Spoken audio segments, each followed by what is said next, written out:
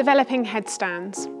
We're now going to show you how you can move your headstands on and add exciting entrances and exits.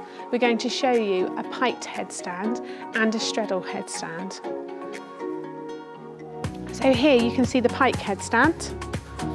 Before you take off, you need to go right up onto those toes and then lift those legs up straight into the air. Make sure you keep them straight all the way up and all the way down. And here we're going to show you the straddle headstand. Taking off in a straddle shape, again up onto those toes, all the way up and all the way down.